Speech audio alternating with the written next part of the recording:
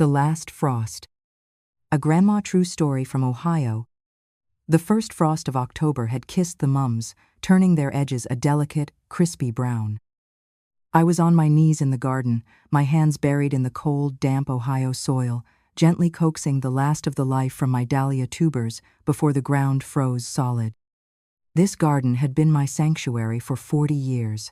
40 years of turning soil, planting seeds, and watching life erupt in silent, brilliant bursts of color. It was the one place in the house where my presence was never questioned, where my work spoke for itself. The dahlias had been particularly magnificent this year, deep burgundy dinner plates the size of my hand, sunny yellow pom-poms that reminded me of my granddaughter's curls, and elegant white spires that Frank used to say looked like wedding bouquets. Each tuber I lifted was a promise for next spring, a faith in tomorrow that I'd cultivated through decades of seasons. Some gardeners gave up after their husbands passed, but I held on. The earth beneath my fingernails was proof that I was still here, still nurturing, still creating beauty from nothing. Inside, the house hummed with a different kind of energy. Kevin, my son, and his wife, Tiffany, were poring over architectural blueprints spread across the dining room table, the same oak table my husband, Frank, and I had bought at a flea market 35 years ago and refinished with our own hands. We'd spent 3 weekends stripping layers of paint, our hands cramped and stained, arguing about whether to go with honey oak or cherry stain. Frank won, as usual, and I was glad. The warm honey color had witnessed every birthday, every holiday, every quiet Tuesday dinner for decades. Now it was covered with plans for extravagance I couldn't comprehend. They were planning an extensiona glass-walled sunroom with heated marble floors, a wine fridge that cost more than Frank's first car, and what Tiffany called a meditation nook lined with custom shelving for her crystal collection, another monument to a life I no longer recognized. The irony wasn't lost on me. I had spent 40 years tending a garden that cost maybe $50 a season, creating beauty with seeds and sweat, while they planned to spend $50,000 on a room to hold rocks they believed had magical properties. "Mom, can you come in here for a second?" Kevin's voice, sharp with impatience, cut through the quiet afternoon like a blade through silk. I sighed, brushed the dirt from my knees, dirt that would forever be embedded in the creases of my palms, a badge of honest work, and walked inside. Wiping my hands on the apron Frank had given me for our 20th anniversary, it was faded now, the cheerful sunflower pattern barely visible, but it still tied around my waist like a hug from a ghost. The smell of rich earth clung to me, earthy and real, in a house that increasingly felt artificial. Tiffany wrinkled her nose as I approached, her perfectly contoured features twisting with distaste. She always looked like she'd stepped off a magazine cover, blonde highlights refreshed monthly, nails like little pink shields, clothes that cost more than my grocery budget. She smelled of expensive perfume that made my head ache, a cloying sweetness that couldn't mask the sourness underneath. "We've been talking to the bank," Kevin said, not looking up from the plans. His hair was thinning now at 38, and he'd grown a beard to compensate, carefully trimmed and oiled, like something from a hipster magazine. When had my little boy become this stranger? When had his eyes grown so cold? To get the equity line of credit for the new build, they need some documents signed. Since you're, he waved a hand vaguely. On the paperwork, he couldn't even say it. Couldn't acknowledge that his name appeared on documents because I had added it there, out of love, out of trust, out of a mother's foolish hope that blood meant something. "What kind of documents?" I asked, my voice quiet. I had learned, over the years, to make myself small, to speak softly, to take up as little space as possible. It was easier that way, less friction, less conflict, less evidence of my existence for them to find fault with. "Just standard stuff," Tiffany chimed in, her smile as thin as a razor wire, as fake as her eyelashes. "Formalities. To confirm residency and assets." She spoke to me like I was a child, enunciating each word with condescending clarity. I looked at the cost estimate printed at the bottom of the blueprint. The number was staggering $87,453. My breath caught. "Kevin, That's a lot of debt to take on. The house is fully paid for. Your father and I worked so hard for that. We had too. Frank pulling double shifts at the engineering firm, me taking in sewing and ironing, both of us eating beans and rice for months at a time, driving cars until they literally wouldn't start anymore. Every extra dollar went to that mortgage payment. I remembered the day we made the final payment, how Frank had picked me up and spun me around in this very kitchen, both of us crying with relief and joy. That's when Kevin finally looked at me. His eyes were cold, devoid of the warmth I remembered from the boy who used to bring me dandelions from this very garden, who would sit on my lap while I read him stories, who once told me I was the most beautiful mommy in the whole world. What would you know about it? He snapped, his voice laden with contempt that hit me like a physical blow. You don't contribute. You don't pay the taxes. You don't pay for the insurance or the upkeep. All you do is putter around in the dirt and take up space. The words hung in the air like poison gas. I stood frozen, feeling smaller by the second. The air left my lungs as if someone had punched me in the chest. Tiffany placed a perfectly manicured hand on his arm, her coral-painted nails catching the light, a gesture not of restraint but of solidarity. Her wedding ring, the ring that had cost more than Frank and I spent on our entire wedding, glinted like a weapon. He wasn't finished. The cruelty was just beginning to flow, as if a dam had burst and years of resentment came flooding out. We need to do this to increase the property value. It's an investment, something you're not making. Let's be honest, Mom, he said, his voice dropping to a low, cruel whisper that somehow hurt more than if he had screamed. You're a useless burden. You live here out of our goodwill, so the least you can do is not stand in the way of our progress. A useless burden. The words didn't just land, they burrowed deep, finding every soft, vulnerable place in my heart and setting up residence there. They found every sacrifice I'd ever made, every midnight fever I'd nursed, every school play I'd attended, every birthday cake I'd baked from scratch because store-bought wasn't good enough for my boy. They found every double shift I'd worked to help them with their first down payment, every meal I'd cooked, every shirt I'd ironed, every floor I'd scrubbed, every tear I'd dried, and set them all on fire.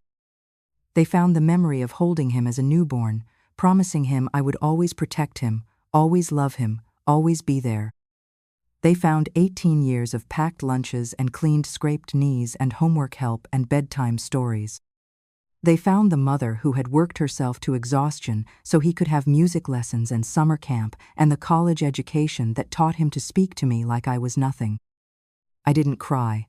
I didn't argue. I didn't defend myself or list my contributions or remind him who had sacrificed everything so he could have more. A strange, glacial calm settled over me, like lake ice forming overnight, silent and absolute.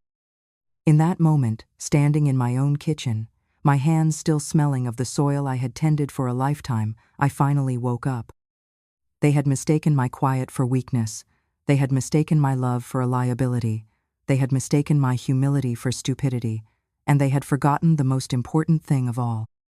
They thought this was their house. They were catastrophically wrong.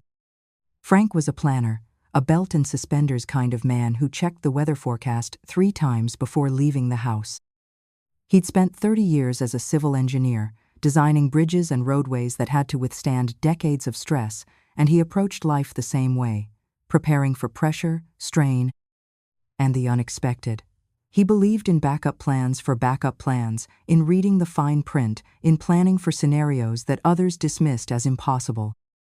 Hope for the best, plan for the worst, he used to say, usually while organizing his tool shed for the 3rd time that month or updating our emergency preparedness kit.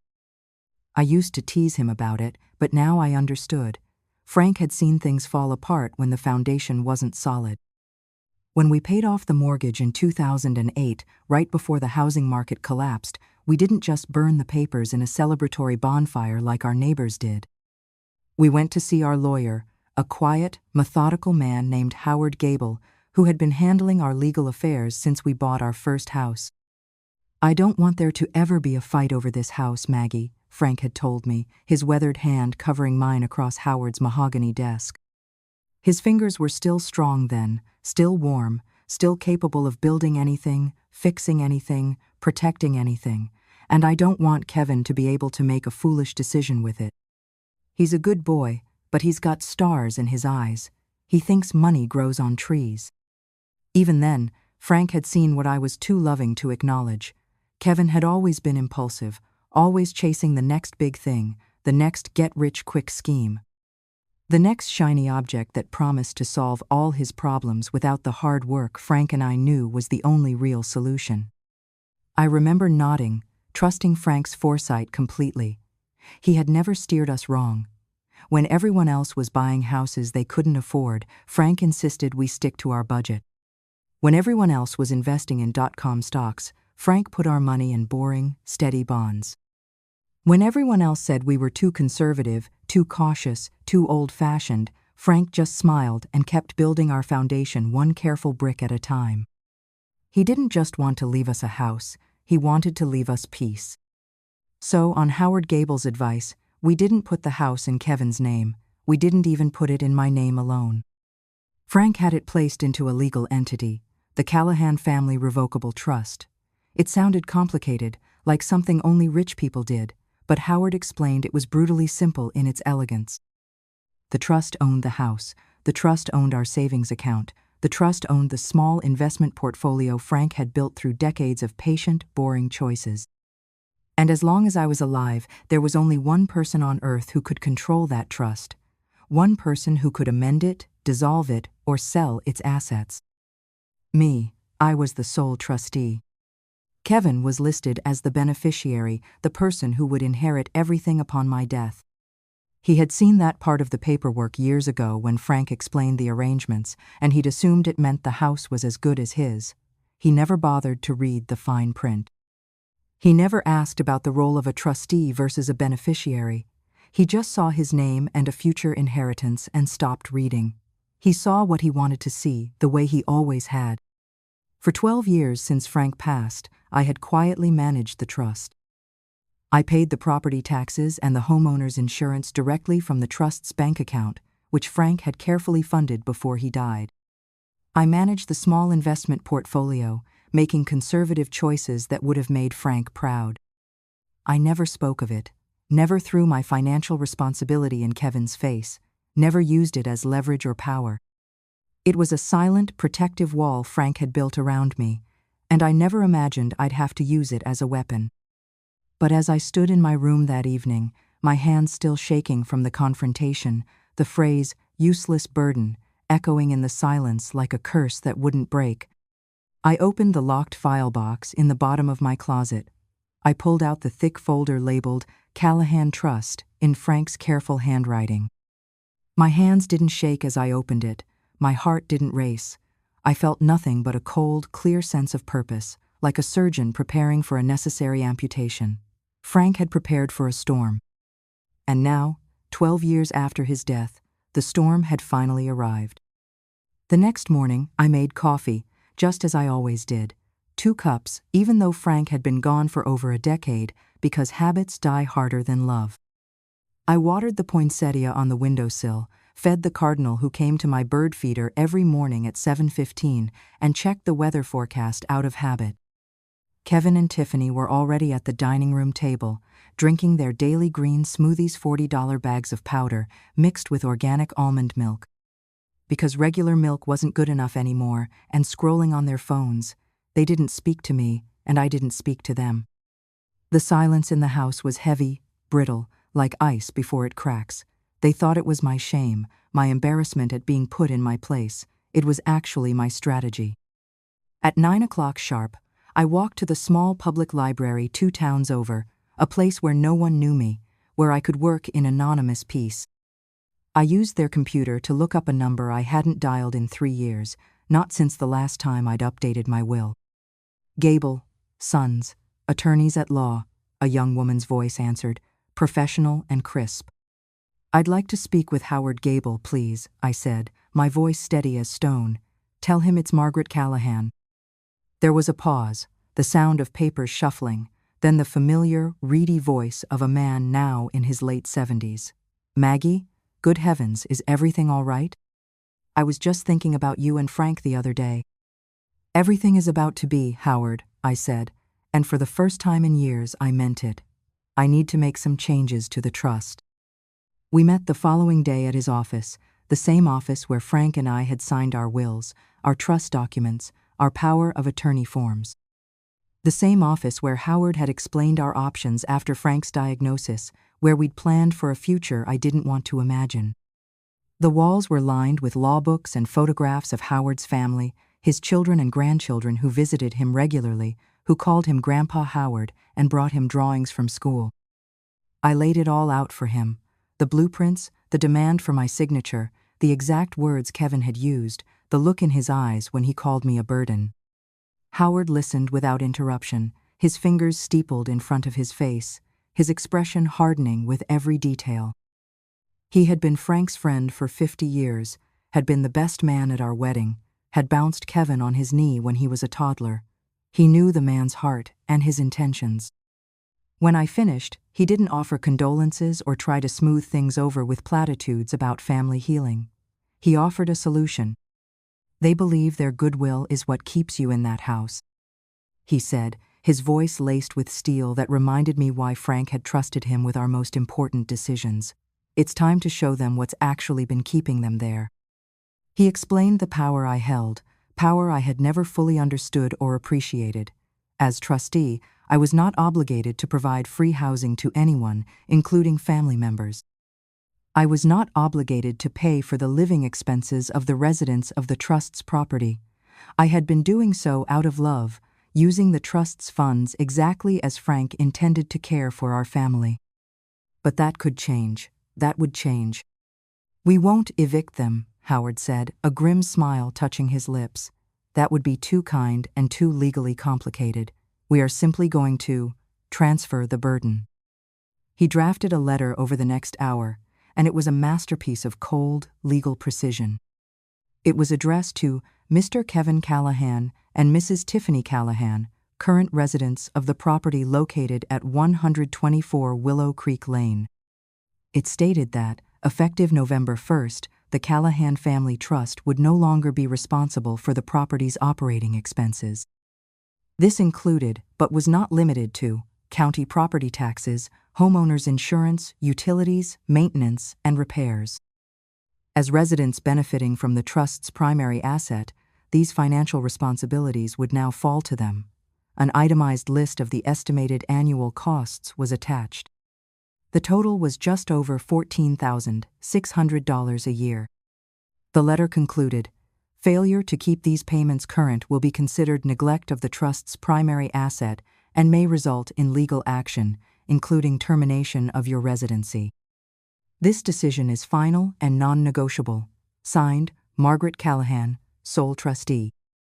I signed the document with the pen Howard offered me, the same Mont Blanc pen Frank had given him for his 60th birthday. The scratch of it on the paper was the loudest sound I had made in a decade, a sound like bones breaking, like foundations cracking, like 38 years of motherhood ending with a signature. We sent it via certified mail. It would arrive in 2 days. They wanted me to be a useless burden. Fine. I would be useless. I would do nothing. And they would see, very quickly, what my nothing had been worth. The letter arrived on a Thursday morning, the same morning the first real snow of the season began to fall. I was in the kitchen, humming an old hymn my mother used to sing while she cooked, wiping down the counters with the same methodical care I'd practiced for 40 years when Kevin came storming in. The certified mail envelope ripped open in his hand like a wound. Tiffany was right behind him, her face a mask of pale fury, her perfectly applied makeup unable to hide the panic in her eyes. She was wearing yoga pants that cost more than some people made in a day and a sweater that probably cost more than my monthly grocery budget, but she looked small and afraid. "What is this?" Kevin demanded, shaking the letter at me like evidence of my crimes.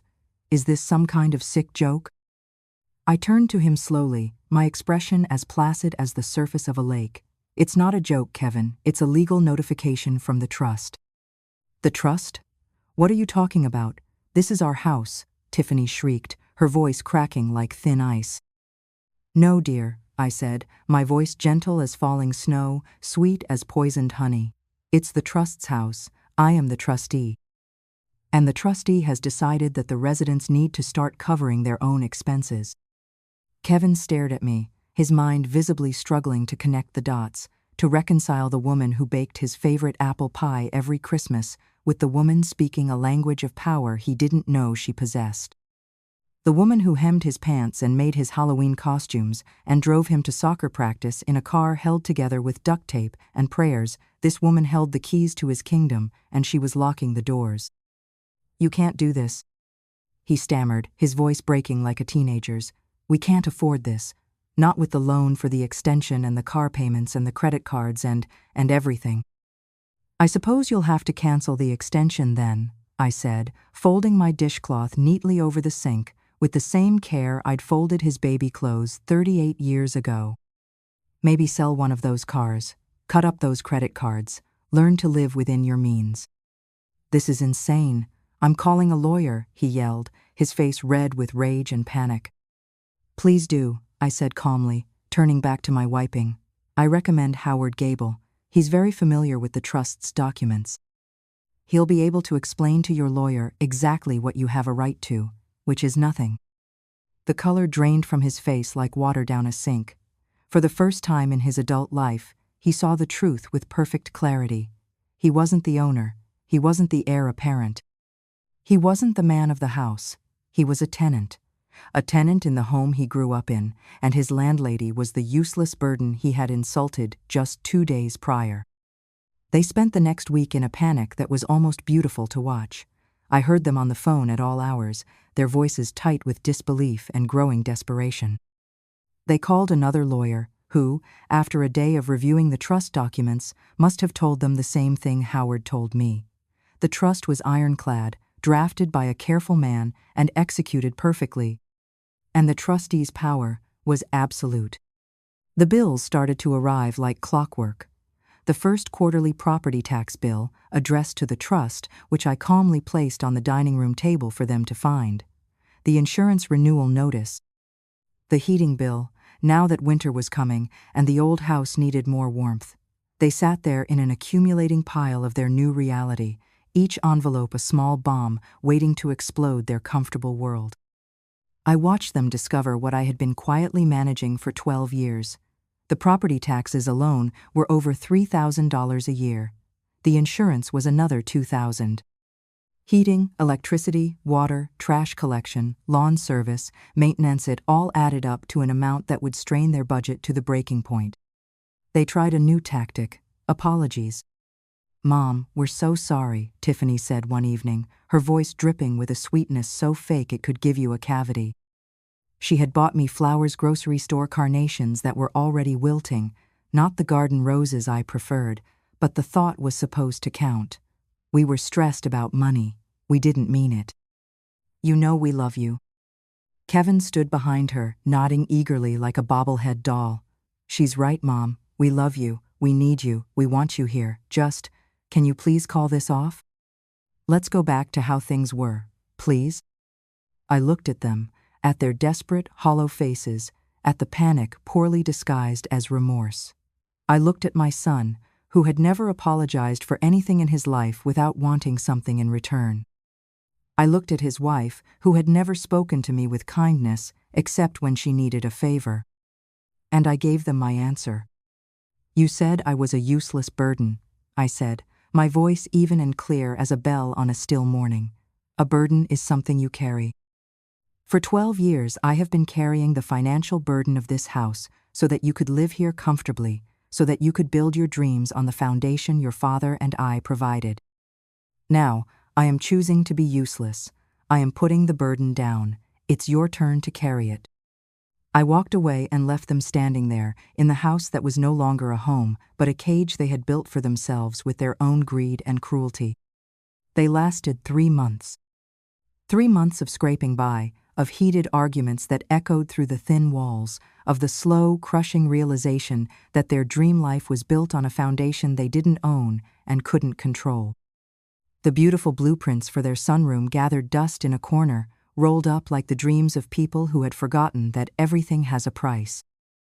Tiffany started working extra shifts at the boutique where she sold overpriced clothes to women with more money than sense. Kevin took on freelance projects that kept him up until 2 in the morning, his eyes red with exhaustion and stress. They canceled their gym membership, their streaming services, their weekly date nights. They sold Tiffany's jewelry piece by piece, arguing about which sacrifices were Kevin's responsibility and which were hers. The breaking point was the property tax deadline. They had scraped together most of the money, but they were still $300 short, and the deadline was absolute. A second, more severe notice arrived from the county, threatening liens and legal action. That night, Kevin came to my room. He didn't knock. He just stood in the doorway, looking smaller than I'd ever seen him, smaller than when he was 7 years old and afraid of the monster under his bed. "I can't do this, Mom," he whispered, his voice broken like an old man's. "We're going to lose the house. Tiffany is talking about leaving me. She says I'm a failure, that I can't provide for her. Everything is falling apart." I sat in my armchair, a book open on my lap, the same chair where I used to read him bedtime stories, the same chair where I'd nursed him through chicken pox and homework tears and teenage heartbreak. I didn't look up from my book. "Yes," I said simply. "It is." "Please," he begged, and this time the tears were real. They cut tracks down his cheeks like rivers through a drought-stricken landscape. "I'm sorry. I'm so sorry. I know what I said was wrong. I know I hurt you. Please, just undo it. Sell the house, give us our half, kick us out, do whatever you want. Just don't let it go to the county for taxes." Dad would have hated that. You know he would have. I finally closed my book and looked at him, really looked at him. I saw Frank's nose, my mother's stubborn chin, the scar on his forehead from when he fell off his bike at age 6. I saw the baby I had rocked to sleep, the toddler who brought me dandelions, the little boy who used to tell me I was beautiful. But I also saw the man who had called me a burden, the man who had taken my sacrifices for granted, the man who had forgotten where he came from and who had lifted him up. "Your father hated disrespect more," I said quietly. "He hated ingratitude. He hated watching people throw away what others had worked for. He set up this trust to protect his legacy from foolishness, and that's exactly what I am doing." I stood up and went to my file box, my movements deliberate and calm. I took out a new set of documents Howard Gable had prepared for me the week before, documents I had hoped I would never need to use. "I am dissolving the trust," I announced, my voice carrying the weight of absolute finality. "As is my right as sole trustee, I am selling the house. The proceeds will be mine to do with as I please." He stared at me, his face cycling through disbelief, rage, and something that looked like recognition. "But what about me? What about my inheritance? What about everything Dad wanted to leave me?" "You called me a useless burden," I replied, my voice as soft as falling snow, as final as a grave marker. "So consider this my final, useless act. I'm leaving you with exactly what you deserve, nothing but the memory of what you threw away." I sold the house within 6 weeks to a young family with 3 children who fell in love with the garden I had tended for 40 years. The husband was a teacher, the wife a nurse, and they had the kind of calloused hands that spoke of honest work. They promised to care for my dahlias, to keep the bird feeders full, to love the place the way Frank and I had loved it. I used the money to buy a small, quiet condo in a retirement community by Lake Erie. It's not large, just 2 bedrooms, a small kitchen, and a living room with windows that face the water, but every inch of it is mine. Every payment comes from my account. Every decision is mine to make. The windows face east, and every morning I watch the sun rise over the lake, painting the sky in shades of rose and gold that would make my old garden jealous. I don't garden anymore. My knees are too old for that, and my back protests too loudly when I try to bend. But I have pots of herbs on my balcony: rosemary for remembrance, thyme for courage, and mint for healing. Sometimes, when the wind is right, I crush a mint leaf between my fingers, and the scent reminds me not of what I lost, but of what I reclaimed. My son sends letters sometimes, long rambling things full of regret and apologies and promises to do better. He tells me about his divorce Tiffany left him for a man with a trust fund, which would be funny if it weren't so predictable. He tells me about his new apartment, his new job, his new understanding of what he threw away. He begs for forgiveness, for a second chance, for the love he squandered. I read every letter, and then I throw them away, because forgiveness is one thing, but consequences are another. He didn't just insult me that day in the kitchen. He showed me who he really was, underneath all my hopes and dreams for him, and I chose to believe him. If you have ever been made to feel small in the house you helped build, if you have ever been called a burden by the very people you carried, if your quiet love has been mistaken for weakness, if your sacrifices have been dismissed as nothing, then you know. You know that silence is not an absence of strength. It is strength gathering itself, preparing, waiting for the right moment to remind the world of its power. You are not what they call you. You are what you have built, what you have endured, what you have chosen to remember. They may have forgotten your worth, but you never should. Subscribe to Grandma True Stories, where we know that the quietest women often hold the loudest truths, because here, we don't get loud, we get even. And sometimes, the most powerful thing a woman can do is simply hand back the bills and walk away with her dignity intact. Remember, every burden has two sides. Make sure you know which side you're on.